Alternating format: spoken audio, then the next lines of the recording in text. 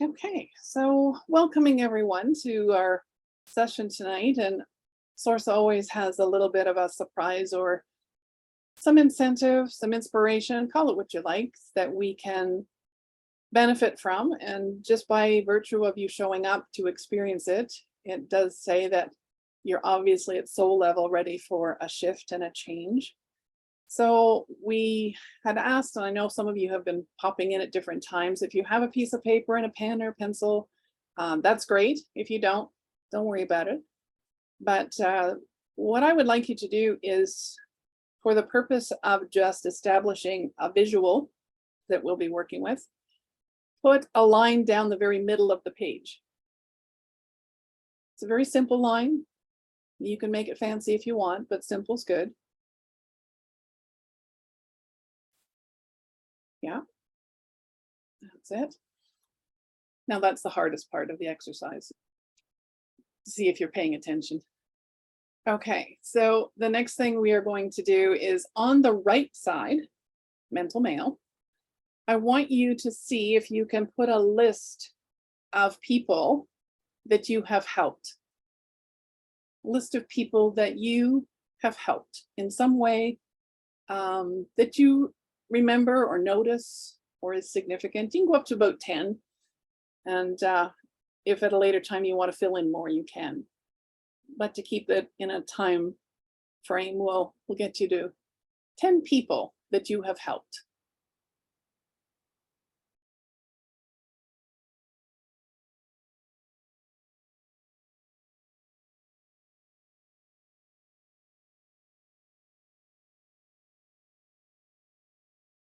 All those simple things that we do for people.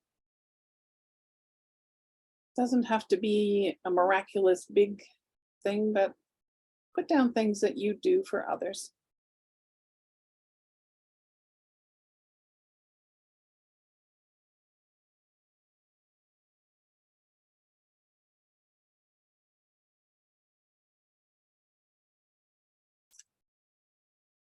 Now, on the left side, I want you to put down a list of up to 10 people that have done things for you.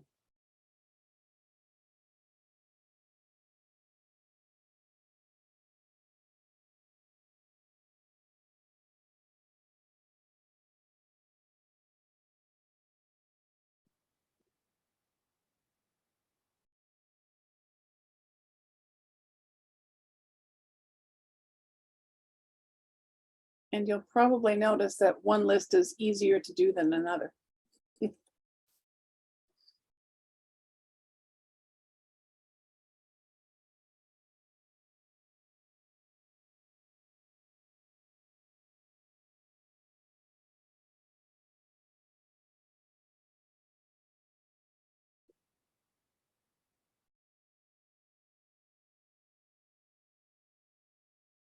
How many found that the list on the right side was easier? Just put your hand up.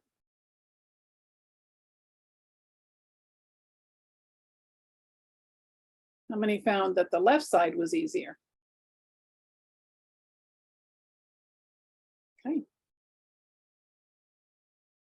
So that helps you understand that we have different comfort levels of life and life challenges. And it really is honoring that when we have a list, it means that there is something outstanding in your relationship with those people.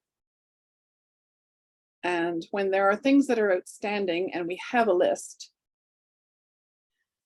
we tend to hold ourselves responsible or others responsible for the way our life is going, for what is happening and how we're responding to life in general. So when you have this strong list of things you've done for others, how many of those people showed up on the other side? How many of them on the right or on the left? Anybody notice the difference? Yes, Kit. My list was exactly the same for both. Awesome. Okay. So that you understand that those that are able to be on both sides of the list are your people. If they're only on one side or the other, they tend to come in the form of, call it obligations, contracts, a sense of things left unfinished. And those will be the ones where your challenges come in to understand what is the gift that they actually gave you, or what is the gift you actually gave them. So we start looking at our intentions, the things you did for others. What were your real intentions? Was it being done out of obligation? Was it being done out of a sense of duty? Was it being done because you were looking for validation? It really is going within your own soul and asking yourself, what was my intention for doing things for other people? Was it just because I love them? Or were there expectations that came with that were going to be kept track of? We actually keep score with these lists, believe it or not. So it's understanding when you put people on that list, and the very fact you have a list means that there are soul contracts or issues that are still presenting themselves for you to learn from. It's not a bad thing. There's no right or wrong to it. It's just understanding that when we surround ourselves with people that only have one-way traffic, that's not balance. So Kit, good for you that you have the same people on both sides, which means there's an exchange taking place instead of what I have learned to call investments. We invest in other people with expectations that at some point they will either give back or return the favor or acknowledge what has happened and what was done. And that brings us to our theme tonight, which is called resentment. When we have those lists and we check them twice, we all get to know who's naughty and nice. We hold that in our heart as an outstanding debt or an outstanding energy that is incomplete. And it really is up to us to take a closer look at the list and just say, what were my original intentions in doing something for the other person? Sometimes we do things for other people because it makes us feel good. It feeds the rescuer inside of us. It makes us feel worthwhile, or that we have meaning and purpose. And as much as that is a good idea, you might want to check it in with the heart's intentions. Because if there's an outstanding debt or an outstanding contract, it will continue to cycle back around and back around until we acknowledge it, we notice it, and we're ready to heal it. So resentment, on the male side of the game board, we tend to have this innate desire not just to judge, but to blame. When things happen, we like to justify it, excuse it, explain it. It can happen even through denial or disowning the situation. So there's a lot of blame that tends to happen when our list on the right side of things we've done for others, if they don't reciprocate, all of a sudden the energy is not in alignment anymore. And it can be testing us to just simply pay attention to the way we do things or the reason and intentions behind what we're doing. When we look at the root cause of it, again through judgment, guilt plays a significant role in resentment. And guilt can come up in two different ways. It can come up as it's always somebody else's fault, or it'll come up as it's always my fault. And with those, you kind of end up with the feelings of you're never good enough and I'm always wrong. So with that, it really affects your self-esteem, your self-confidence. The actual version of yourself that you see and that you represent can be greatly affected by that energy. And then we move right over to the female side, shame. Inevitably, the female side of us on the emotional level will never feel worthy enough, good enough, smart enough, pretty enough. The constant sort of mind chatter of I should have known better, or why didn't I see it coming? I'm not worthy, I'm unworthy. And the female side of us really has a hard time just being herself. Because when she weighs and measures through that list all the time, it never feels that she's being genuine or true to who she really is. And therefore, unfortunately, the world doesn't get to see who you really are when you're in that energy field.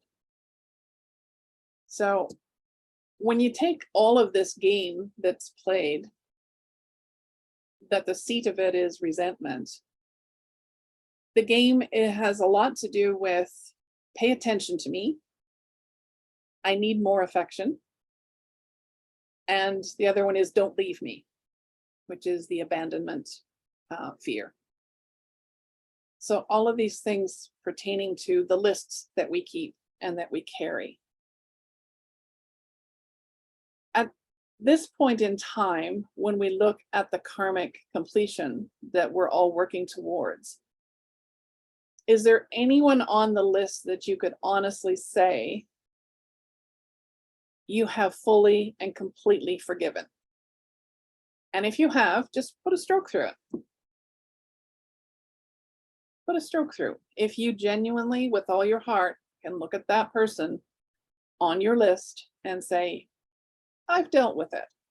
I have completely forgiven. Just mark them off the list.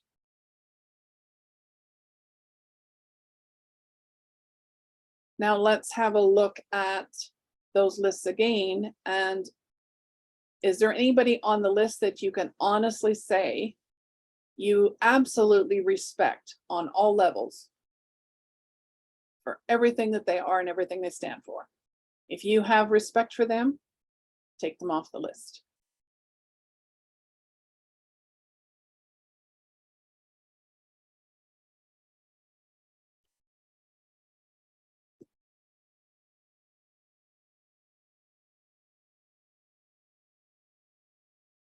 Now let's look for people on those lists that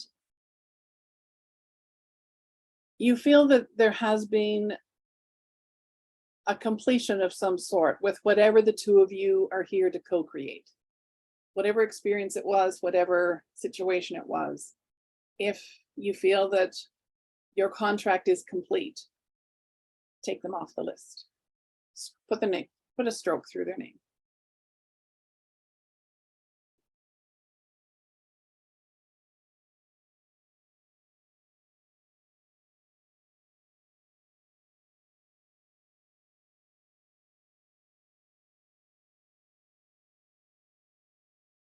Now, the ones that are left on your list, let's call them the outstanding investments. They're people that you have invested some time and energy and effort into co-creating something in the way of a life lesson. If there's a part of you that is ready to acknowledge that life lesson, it might be that you can see what they've been teaching you, or you can see that they're consistently challenging you in one way or another. Take your time right now and maybe just put a star beside them. If you really can see with your heart that they have contributed in some way that has benefited you, or as a life lesson has enhanced you, let's put a star beside it.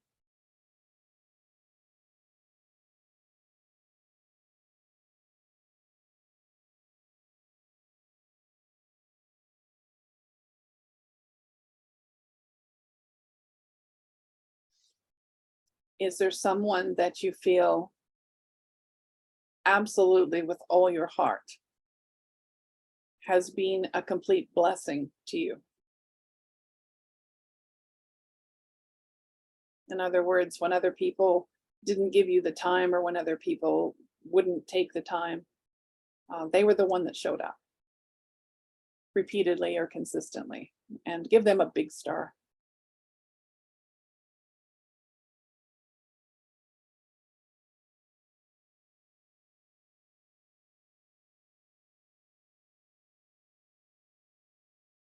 Now, those ones that are still left, if there's some on the list that you don't have anything beside, put a circle around them.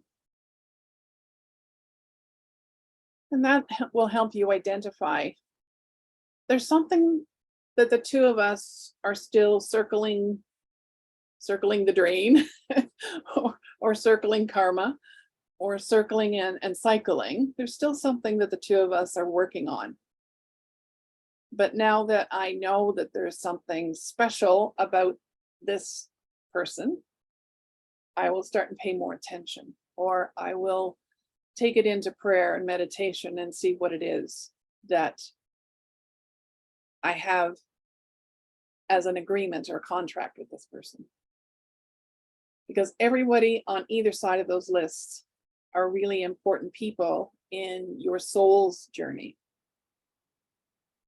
But when we come at it from a place of resentment, it just tells you that instead of it being an open-hearted experience, it was more of an investment with an expectation that there would be a return. And when we have relationships like that, the more we have that are that way, the more difficult it becomes to actually have close friendships, close relationships. Being able to genuinely invite people into your heart space so that you can connect to them at the deepest level of your being and trust that whatever the two of you co-create together is a blessing and a benefit, no matter which door it comes through. It can come through a tragedy or trauma, or it can come through just an exciting celebration or an occasion where the two of you lifted each other up. That's what we're looking for right now, is relationships and connections that lift us up. And not that they are expected to hold us up. That's not it. It's the energy of the heart helping you rise up, that you feel excited to be with them, you feel grateful to be with them, you're thankful for their friendship, you're looking forward to spending time with them. These are the kinds of things that will help you understand that these are part of your spirit tribe. They're part of the people that are here to spend time with you, not just in these challenging times, but right through the challenging times into the new reality.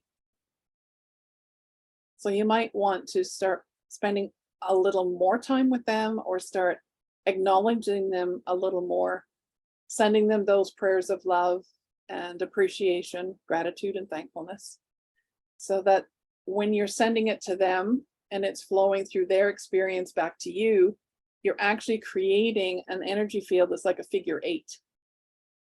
And that is eternal love, eternal support, eternal acceptance.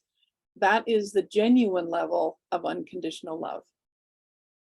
So it's very different than that kind of investment that we tend to make with each other in relationships. Relationships are going to be incredibly important going forward. And most of us can honestly say the relationships that we have known and in the past have been in were less than loving or happy, genuine, but they were all part of research. And I don't believe anybody got to sail through a relationship, whether it's your first or your last. No one really sails through a relationship without spending some time in the ups and downs of getting to know them and truly valuing who they are as a person and how they show up for you in difficult times. Not so hard to show up for each other in in good times, a lot more challenging to show up in difficult times. So with that, I'm going to open the floor for questions or comments. I just feel that this is a discussion that is incredibly important as we're clearing the field, clearing the energy within us and around us, and knowing where your support can come from and where your focus needs to be more upon maybe releasing people that have been part of your research and you're done. Maybe you just need to let them go. And when you acknowledge that and you actually do let them go, what that does for them as a gift, it just means that they are now able to pay attention to whatever step they're on and whatever journey they are about to partake in. It sets them free to go ahead and do that. So there's a lot of stepping forward being done right now and a lot of stepping back. Step forward if it enhances you and uplifts you. Step back if it doesn't. And stepping back is not an unloving thing. To me, it's one of the ultimate loving things, to step back from something that doesn't enhance you. There's a very good chance it's not enhancing them either. So love them enough to let them go. Not always easy, but necessary at this point. Okay, so let's open the floor to some questions and see if we can get some clarity on some of what we just went through. Resentment, by the way, if you're looking on the physical level, resentment is something that shows up as blood disorders, system upset. It will show up as candida running through your systems. And if left long enough and not addressed, it can proceed or advance into cancer. So resentment is something that is kind of a low frequency flyer in our body. We all have it. It's a matter of what we do with it, how we address it and acknowledge it. That keeps us in a state of balance or not. So yeah, questions. Let's see who's ready to. Were there any surprises on your list?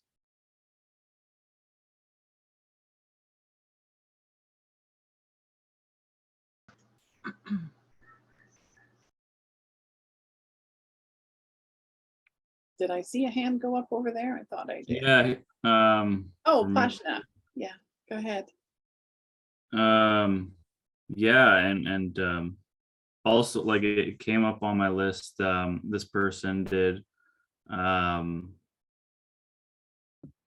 it was a surprise. Or it is a surprise. And like recently I've been thinking them more of them more often, like here and there, and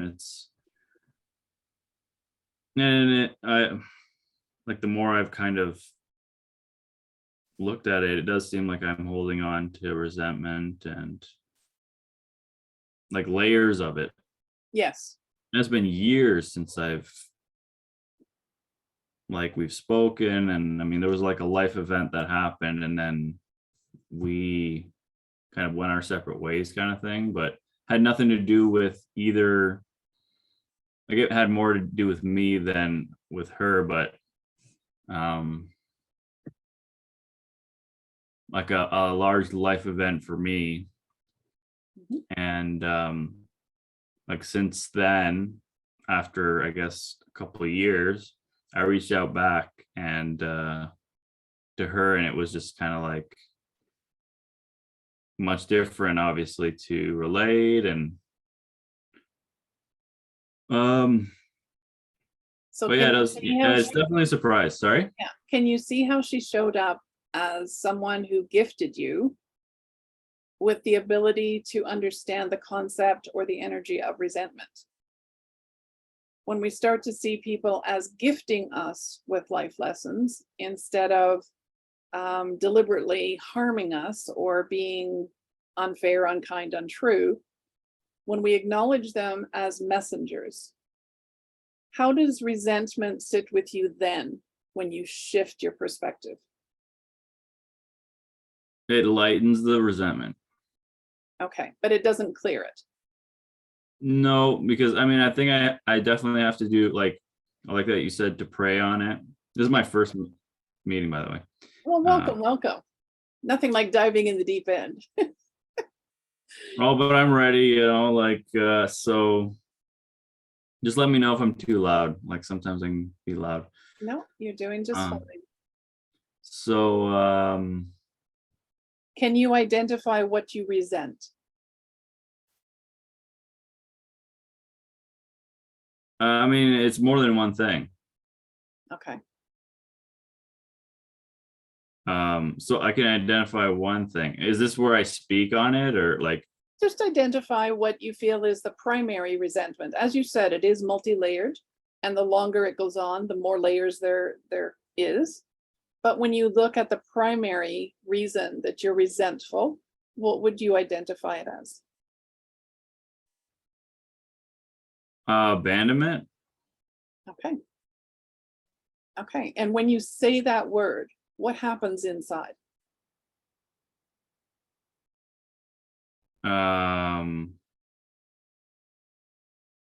It's kind of like a drain, like it feels like a draining feeling. Yes. Yeah. Your energy field will want to go deep and down as opposed to light and lift. So it is acknowledging and accepting that resentment, when it is running in our systems, is taking your life force to a lower frequency than you are capable of. So when we Okay. hold resentment towards someone or something, what it does is it hurts us. It doesn't do anything to them. It's something that we do to ourselves.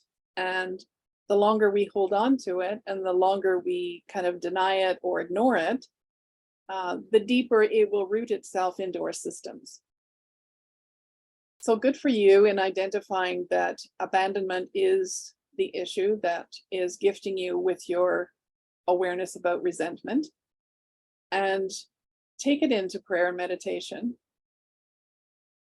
but do it through the actual experience of let yourself feel all of it. Because I Okay. think you'll find that she was the one that was able to show you and have you see it clearly. But there will be others also kind of swirling or swimming around in the same energy field that are similar.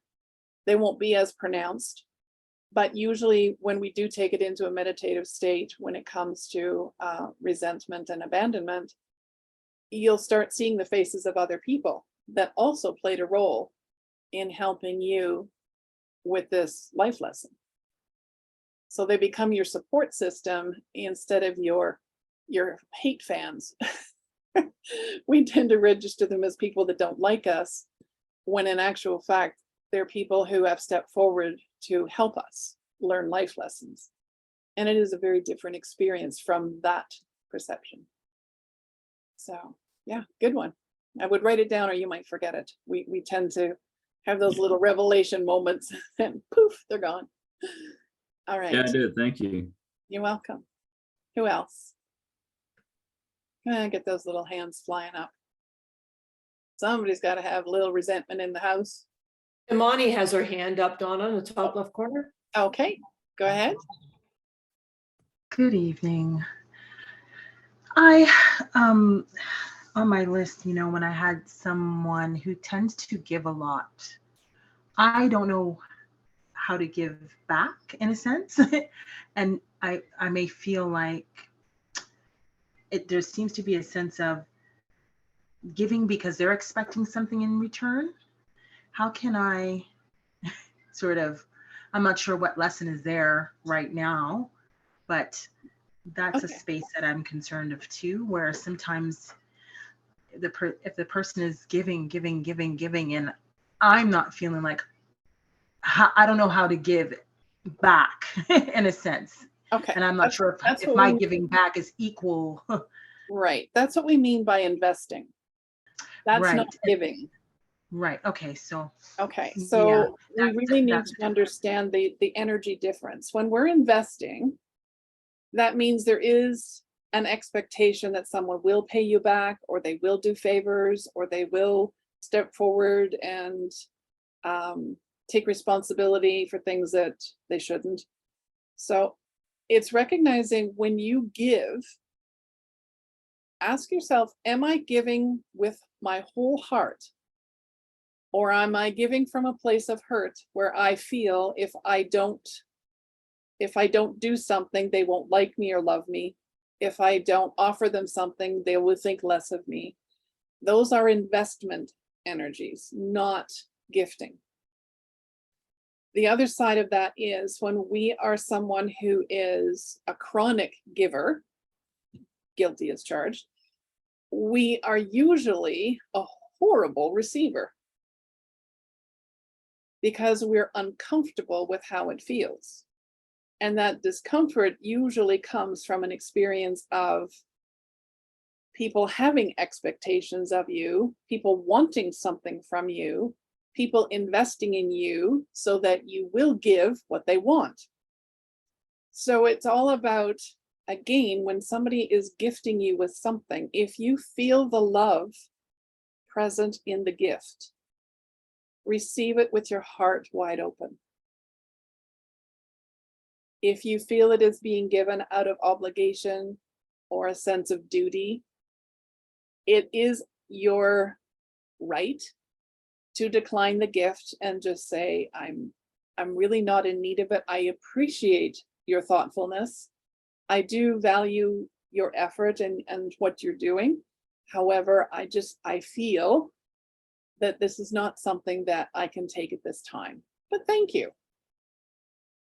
And be genuine in that. It's like, no, you're offering me another piece of my life lesson, but I think I've got it.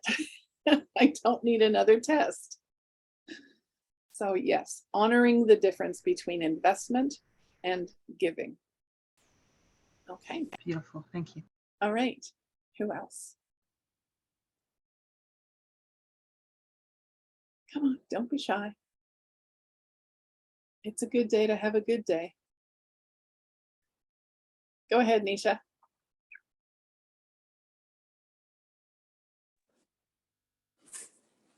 Okay, so hello everybody. So the person I'm thinking of that I've had this decades-long relationship with, so I think it was 2 years ago when I started realizing that, wait a minute, this is out of balance. I'm giving, she's happily taking, I'm giving more. She's taking more, I'm giving. And then when I needed her help, she's kind of like, sorry, I gotta go grocery shopping. So 2 years ago, I just decided, you know what, this is out of balance. I'm an idiot. I'm going to stop this. And I stopped it. But I was trying to answer the question that you asked, am I giving with my whole heart? I had been until then. And then 2 years ago, I'd noticed she'd call and ask for something and I'd feel like, I'm not doing it. So there was a 2-year, whatever happened. This week, I don't know what's going on in the universe this week, but this week, this relationship has kind of revealed itself in a different way where I'm seeing all kinds of, okay, so back up 2 weeks ago, she said, hey, I'm coming to Toronto. Will you have a party for me and my new husband? And I was like, 2 years ago, I would have done it, but I'm just feeling a little bit drained and exhausted. And I said, oh, well, I'm not sure. She starts listing the 25 people that she wants, including 6 of my friends that she met once. And I said, it didn't, obviously my body's going, oh, no. So I said, no, that doesn't feel okay. And then she started getting really upset and doing this backhanded behind the scenes stuff that today I just became aware of.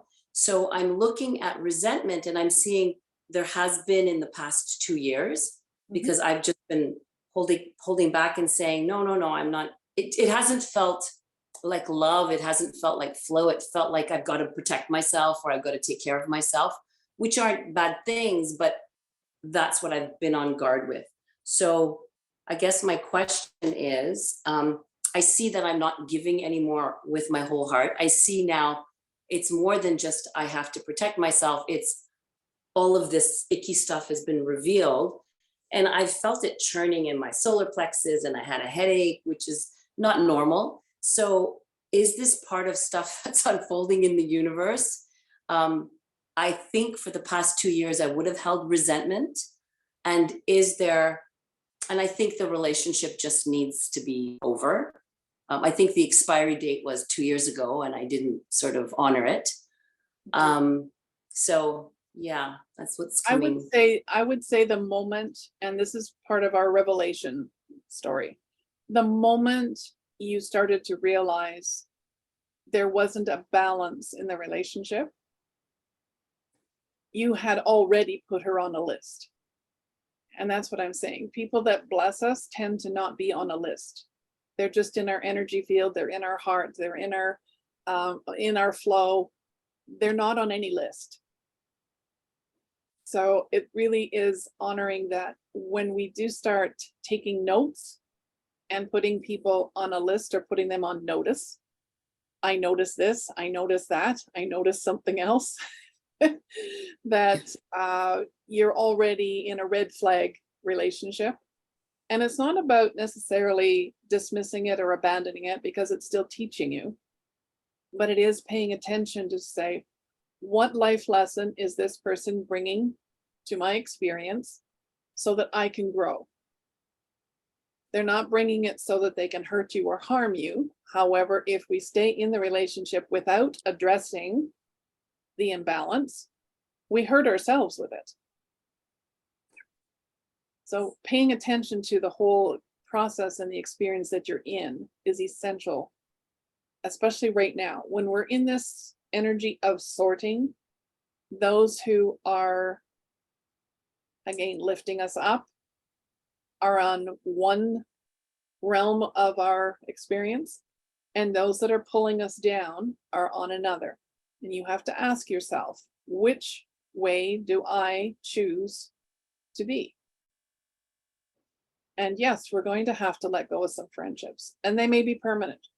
They may be temporary. We don't know, because we can only do our part of the contract. But if we don't do our part of the contract, they're definitely not going to be able to do theirs either. One of the two in a partnership or a contract must rise up. And part of the rising up is letting go. So challenging for sure, especially if there have been lifelong friendships, which right now we know in the last 2 years, there's been an incredible amount of sorting going on in our so-called friendships. So, but yeah, that's a good question. Once you put someone on the list because you have noticed there isn't a balance and there isn't equality in the sharing. And there's a big difference between friends that share and friends that do the give and take. Just try and filter that through your awareness right now. Sharing is an equal where both are reaching halfway. Whereas give and take is a list. There's one chronically giving or one chronically taking. And this imbalance will no longer be tolerated in the energy field that we're in. So you're going to start and see quite a few people falling off your list, but that's not a bad thing. Just let them go. All right, anyone else? Helen, go ahead. Good evening, everyone. So you had just mentioned letting go. So what if it's my father's girlfriend? Can't really let her go. She's in the family now. Mm-hmm. So, and there's been a lot of red flags lately between us. So what do you do about that? What do you suggest on that? My suggestion is that you take it upon yourself to identify what the red flags are. And once you're able to identify your red flags, and that's not pointing the finger and say, well, she does and she does and she does. It's no. You can say, when she does, I react and take your part of the conflict and own it. And it does take an incredibly strong soul to be able to step up and say, I've noticed when we're together that we're both uncomfortable. And from my perspective, I understand that I'm being reactive when I really don't want to be, but Mhm. it is happening and I'm trying to work it through. So please help me understand if you can. When you do this or when you say that, is it because you don't like me? Or is it because you're uncomfortable too? Because if we're both uncomfortable, we can work on that. We can do something about that. And it's identifying what it is. And again, I usually suggest if you have the courage to take on the moment or the revelation, go for the worst. If you can go for the most difficult, the worst reaction, the worst situation, the worst experience that you've had, and stand there in full ownership of it from your perspective. When you can deal with the worst, the rest of it seems to resolve itself and it doesn't matter. Because they start and see you differently and they see the courage that you have to actually talk about it. Mhm. It does take a certain amount of willingness on their part to listen. And that's not always possible. When I'm in a situation where everybody's uncomfortable, what I have learned to say is, I have something really uncomfortable that I need to talk about. Are you okay with that? So you ask their permission. And they're not going to necessarily be in a place where they know anything because you haven't said anything. You're just asking for their permission to share from your perspective. And when we stand in ownership of our stuff, it does seem that they will stand and take a little bit of ownership of theirs. No promises, no guarantees. But I usually find that in that circumstance, if you have the courage to be the one to step forward and own it, it melts just a tiny little bit of ice in that heart that isn't letting you in. Does that help, Helen, or is that just Mhm. a little too big a leap for the moment? No. No. I think I've been handling it quite well. I've Handling spoken is it. not healing it. Well, I think it's a little bit too soon to heal. Mhm. Just because it's a fairly new relationship. Right. So it's not just about her, it's also my father as well. So Yeah. I'm thinking of him, I'm putting him first before her, obviously. Yeah. And so what she's doing, obviously, because of the relationship, she's putting him first before anybody else. But I'm just going to put it in a nutshell. It all has to do with her fucking dogs. Yeah. That's it. It's just her dogs. Yeah. That's the whole shit show. Literally. Yeah. So if you can address it Shit, from they that- shit on my carpet. There you go. yeah, Literally. yeah. Anyway, So that's the it's all root about of it. addressing it. You take it. That's and, all it is. Yeah, it's being honest and upfront. Yeah. And And it got me in trouble. asking them if they have a solution or they have an idea that could make it better. Tell us how you really feel, Helen. I'm a shit disturber, I guess. Careful no, what she's you showing ask me. for. You could get dogs sent to your carpet. I know. I Well, love dogs. The bigger and the slobbier, the better. Okay. Well, these are two little, well, I don't even know the breed, but anyway, they yap too much. But that was the problem, is having her come stay at my place. But there's more to it. I don't want to get into it. There's, like I was saying, there's many layers to There's it. layers to it. But yeah. she taught me to speak my truth. I spoke up and I was honest with her right out of the gate. Mhm. Right out of the gate. Completely honest. Yeah. So then she just basically said, well, our relationship will never be the same again. Well, So I just went, again, fine. well, I spoke my truth, and one can only offer, it doesn't necessarily guarantee the outcome. But the more often that you come from a place of love with the challenge, as opposed to, I'm really pissed with this challenge, mhm, it takes on a different energy. It's a different invitation. So yeah, it's teaching us. That's all I can say right now, because every one of us have someone that is the, the poker, the prodder, the trigger. We all have Yeah. that to test us in how we are going to learn to address each other in a mature and kind, loving, respectful way, instead of using guns, weapons, and our, our harsh vocabulary. We know better. And now that we know better, the challenge for us is, so how can we do better? And ultimately, at the end, the blessing is we will be better. So we're all showing up to the best of our ability in these moments, and catching yourself in it is really hard. You really have to be connected to your feelings, to your reactor, and where it's coming from when we address other people in these circumstances. Yeah, sometimes just writing it out, take and write a book if you have to, just write it all out. So for yourself, it actually diffuses it. And then you're not relying on the other person's permission or acknowledgement or agreement to move it forward and let it go. You may just need to work that through on your own. And surprisingly enough, when we work through these things, the dynamics do change. People may not realize it at the time, but you'll see somewhere down the road, there is a shift in the flow and the way things end up or work out. So yeah, all we can do is try different things right now and follow your heart. Pay attention to your reactor.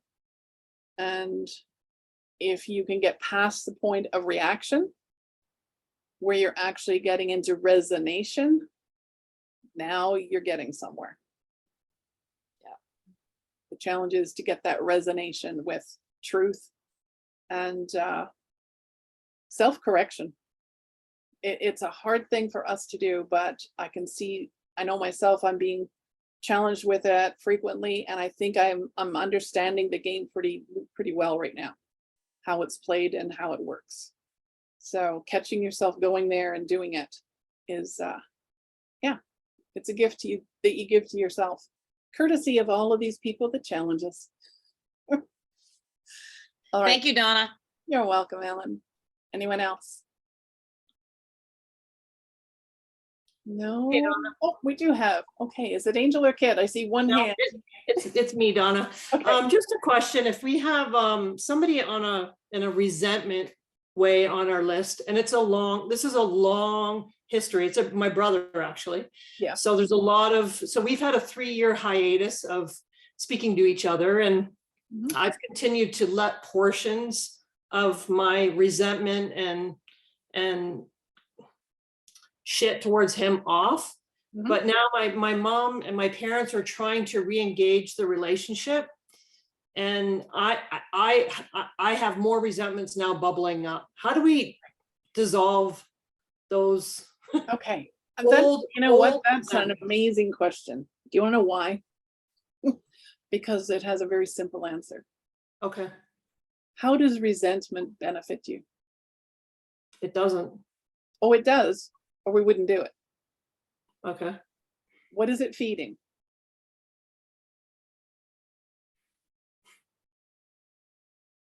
I don't know the answer to that. That's the challenge, is to discover what is it feeding. And it may be that your brother's obvious behavior is just kind of a poster for other people's behaviors that you're willing to let go but because your brother's is so blatantly obvious and it's so in your face, you can't ignore it, nor are you meant to. Remember, by contract, he was the one that stepped forward and said, I'll be the shithead. And you said, okay, I'll show up for that. So what advantage is there to being in a state of resentment when it comes to family? So Everybody I else think can ponder this for one him, too.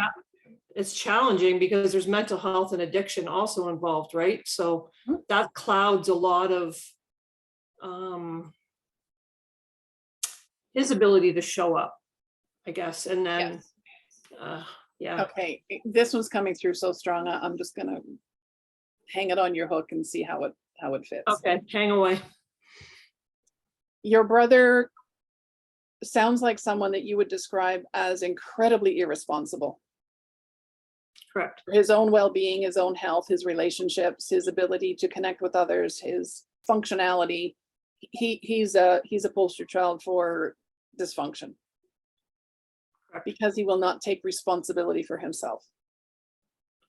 Correct. What happens when he is in front of somebody that's the opposite, who wants to take responsibility for everything and everyone, everywhere she goes? Hmm. Yeah. What happens? Well, it's oil and vinegar. Yes, It doesn't work. right.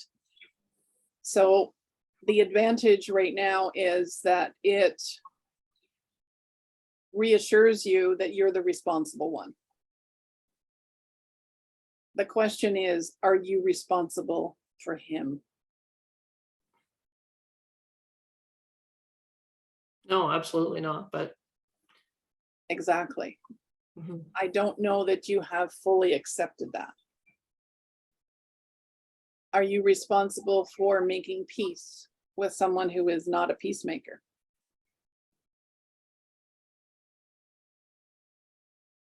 Are you responsible for being in the presence of someone who is disrespectful? No. No. So it really is about learning to love your dysfunctional brother as he is, without feeling responsible and without resenting the fact that he is irresponsible. Because the same amount of taking all the responsibility that you're proud of, on the other side of that is all his shame at being irresponsible with everything. Which one of the challengers would you rather be? Mhm. Would you rather be where you are, or would you rather be where he is? No, where I am.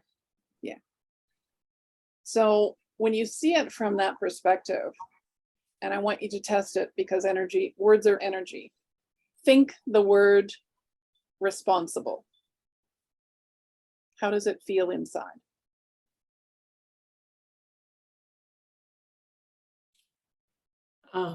In respect to me or him?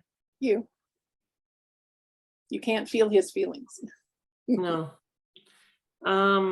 Yeah, it feels heavy. Yes. Now, think the word resentment. How does it feel? Yeah, it also feels heavy. The two are connected.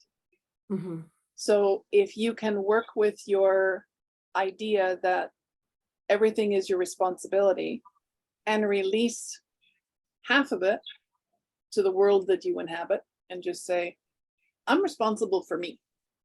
I'm responsible for how I feel. I'm responsible for what I think. I'm responsible for what I do. That's it.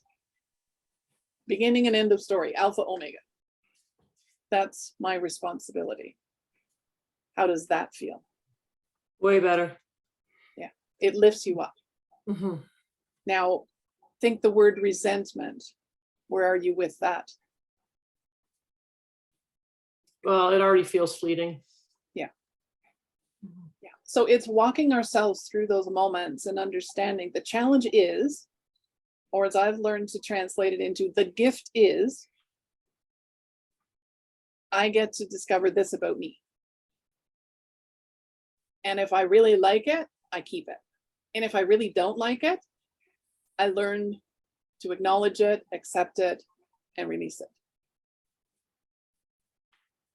And that's the biggest challenge that we are in right now, is this level of sorting when it comes to, I mean, what's the point of walking around with resentment for the rest of your life because your brother isn't doing what everybody wishes he would do? He was born to be the shit disturber, Mhm. and he's doing a beautiful job. Bake him a cake and send it. You know, it's like, you do you and I'll do me. You are an amazing shit disturber. I have in my life, you know, you take literally the cake for the best shit disturber I know. And honor that it's a role that he's playing so that everyone can learn about conditional love. You take that conditional love and you turn it into forgiveness, and you release the resentment that you're holding on to because, and all of a sudden you rise up. He will immediately feel a sense of relief and not even know why, because his side of the contract, complete, done. Doesn't mean he's going to change anything about himself.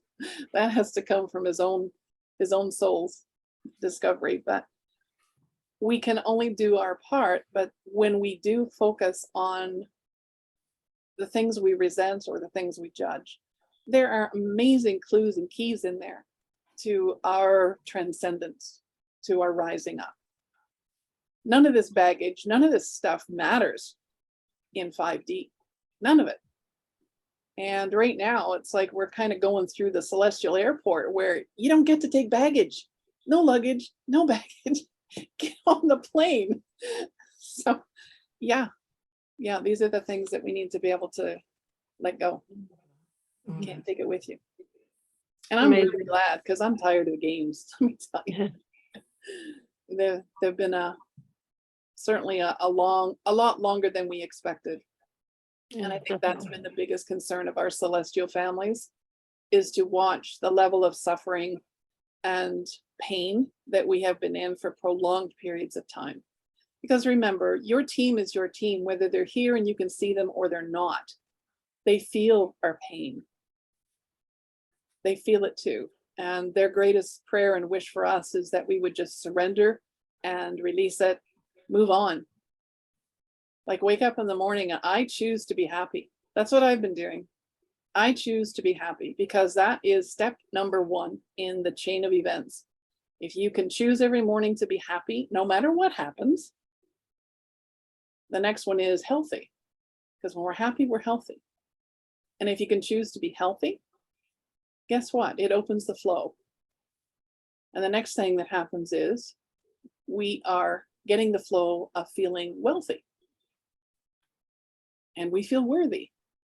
And guess what? It's all wisdom that we choose in our experience. And when we meet up with something that is not in alignment with that, it's like, okay, this is today's job. This is what I'm looking at. This is what I'm dealing with. And be the commander of your own spaceship, your own vessel. But that was a really good question, Angel, and I know that touched a lot of hearts that can really resonate with what you shared, because we all have, if we don't have one in the family, guess what? We are that one in the family. So if you can say you have one, that's a good thing, because if you don't, you're it. Thanks, Donna. I think Kit has a question too, actually. Good, go ahead, Kit. Oh, the hand's over your head now. No, just a quick thing that came up for me. Do you feel expectations and resentment are closely related, or almost one leads to the next? I think one is very much overlaid the other. They're very much the same. Okay. As soon as we give, and it doesn't come from a place of an open heart or a loving heart, there are expectations attached to it. There has to be. Mm-hmm. Because pure love does not hinder or harm anyone ever. And we, again, our hearts have been broken to the point where we kind of question if they'll ever work the way they are supposed to again. Trust me, they do. And the more we learn to love ourselves and feel that well-being intentionally. I know at first it's just words. I get it. Because we can't imagine it. And if you can't imagine it, you can't feel it. And if you can't feel it, it's not real. That's the way we're designed. So in the beginning, you just pretend I'm filling the well. Just imagine and pretend you're filling the well. And you will find that the more you focus on that and the more you do that, all of a sudden there is kind of some warm, fuzzy something going on there. And if you feel that little bit, that opens up the next wave to a little bit more and a little bit more. And it's a beautiful thing when we can get the resonator going with love. That heals everything. But most importantly, it heals us. That's our primary job. You know, we're sitting here as healers wanting to open a healing center that will heal our community and heal the world. Well, yay us. If we can't get our shit together to do it for ourselves, we're not much of a help or an inspiration to anybody else in the bigger picture. So we're a work in progress. Every day challenges us. Every day is an opportunity to be happy. And if you're only partway there, be happy you're partway there. It's better than not being on the path or not heading in that direction at all. Every inch that we achieve right now is a quantum leap compared to where we've been and what we're overcoming. So we're hard at work, even when we're sleeping, or maybe it's safe to say right now, even more when we're sleeping, because we're on the other side, continuously preparing the road and the pathway for ourselves to succeed at what we're doing right now. Remember, we're from the future. We came back to correct the things that didn't quite go the way we wanted them to because we didn't pay attention to them. So eyes wide open, everybody, heart wide open, soul wide open. Be prepared to fall. You don't break this time. We fall, we bruise, we whine, we groan, we get back up and we do it again. And do it again and do it again until the idea of falling isn't even in your consciousness. Never mind the idea of failing. I hope everybody realizes if you're here tonight, you've already won. You've already succeeded. It's already happened for you. This is just slow motion taking you to the same moment where you can do little tweaks and little corrections, little additions, big expansions, should you choose to. So you can't do it wrong and you can't fail at this point. You just can't. So, all right. So just before we go, there are a few announcements that I want to make. One is that Helen's time on our email had gone out before we had readjusted the schedule. So Helen is doing Wednesday night, correct, Helen? Wednesday at 7 p.m. Yeah, Wednesday at 7 p.m. Sarita is doing Thursday at Sarita.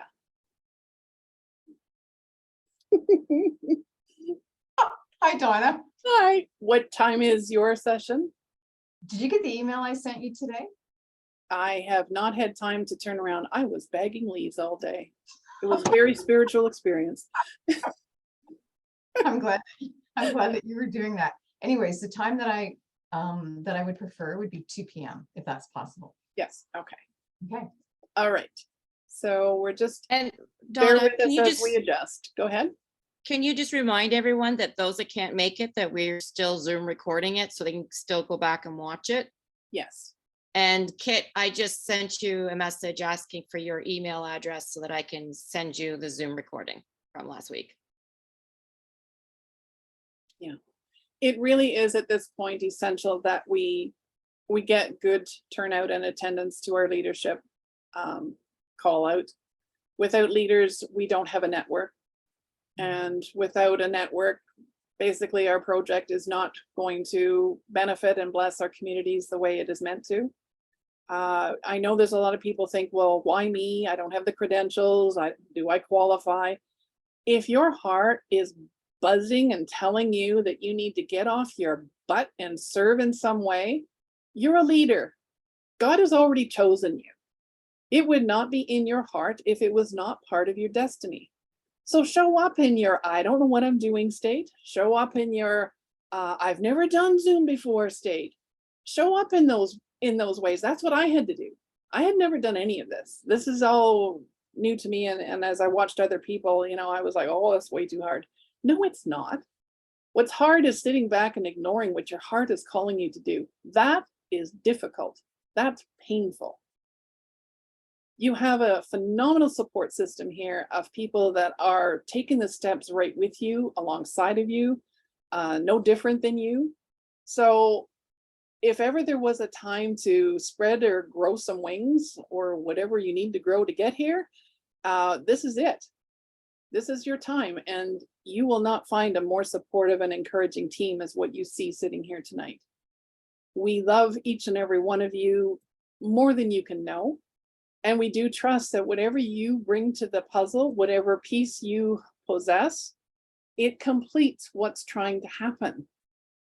So don't hold back, don't hang back, thinking that someone else can do it. We're it. The ones that are showing up, we are the team. We pray that there would be more show up. We need to fill in our 33 core group leaders. Right now, we're sitting at about 22. So if that doesn't tell you something, that, you know, there's a lot of work coming up. And once this whole thing, once the light switch gets flipped on, we need to have our boots on the ground ready to go. That is not the time to show up and say, oh, it's working and everybody's getting paid. Okay, let's see what I want to do. No. Show up when you're not getting a friggin' dime. You're doing it for free because your heart can't help it. You've been doing it your whole life anyway. You've been helping all your friends. You've been helping your family. You've been helping strangers on the street just because you want to and it feels good. Why not turn that into a passion and a mission that changes this world? Step up. Be the one. Come with your fear. Come when you're afraid. Sit there and not know what to say. And the rest of us will simply listen until you find the words. That's the gift that we bring to each and every one of you. Just show up and we will support you at whatever place you sit in this experience. So yeah, that's me off the soapbox. Okay, I'm done. Any more questions before we end this? You can show up for meetings during the week. We are doing them daily now. There's a lot of planning that is needed. There's a lot of commitment that is needed. If you have watched the videos and you know what the program is and you know what we're about, you are invited to the meetings.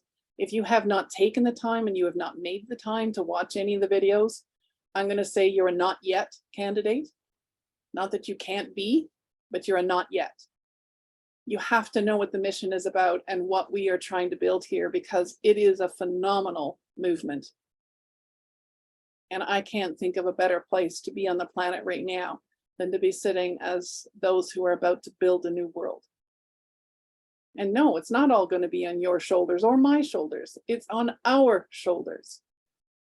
And when we stand side by side, holding hands, arms around each other in a circle, we can lift this whole idea to unprecedented heights.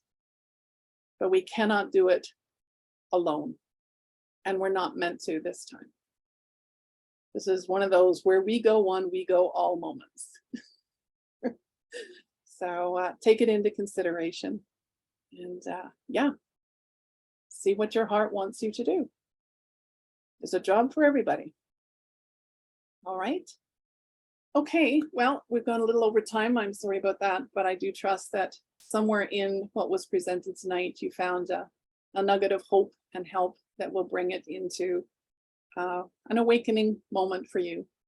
The other thing that I will say just before we go, the next meeting is the 1st of November, literally, November 1st.